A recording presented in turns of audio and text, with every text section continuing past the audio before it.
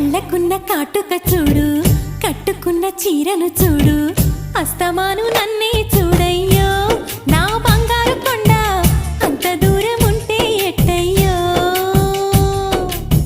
చెవులకున్న దుద్దులు చూసా, ముక్కుకున్న ముక్కెర చూసా, చూడమన్నవన్నీ చూశానే. నా పువ్వుల దండ చూపకుండా ఎన్నో దాచావే.